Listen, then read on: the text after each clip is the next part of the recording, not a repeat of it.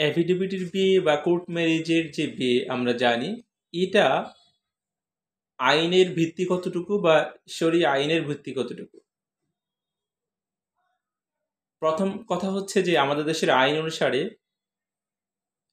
দেশীয় আইন মেনে কেউ যদি বিয়ে করতে চায় তাহলে ছেলের বয়স 21 হওয়া বাঞ্ছনীয়, মেয়ের বয়স 18 হওয়া বাঞ্ছনীয়।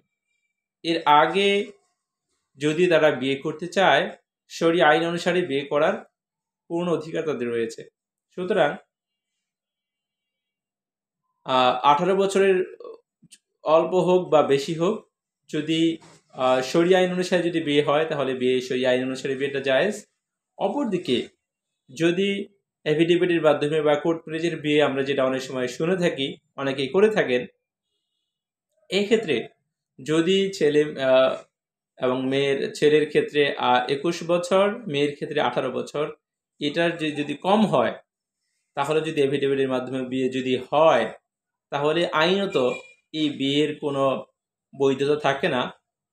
কোনো পক্ষ, ছেলে বা মেয়ের পরিবার, তারা যদি চাইলে আইনের ব্যবস্থা নিতে পারেন। এমনকি এক্ষেত্রে মেয়ের পরিবার ছেলের বিরুদ্ধে অপহরণের মামলা করতে পারেন। সুতরাং ছেলে পক্ষকে অবশ্যই এখানে সতর্কতার সহিত ভূমিকা নিতে হবে। আরেকটা বিষয়, আর ছেলে মেয়ের বয়স যদি প্রাপ্তবয়স্ক যদি হয়ে যায়, তাহলে অবশ্যই শুধু অ্যাফিডেভিটে সীমাবদ্ধ না থেকে বরং কাজীর মাধ্যমে বিয়েটা রেজিস্ট্রি করানোটা জরুরি। কারণ কাজীর মাধ্যমে যদি রেজিস্ট্রি করা হয়, আইনের দৃষ্টিতে সেটাই একমাত্র এবং গ্রহণযোগ্য ডকুমেন্ট।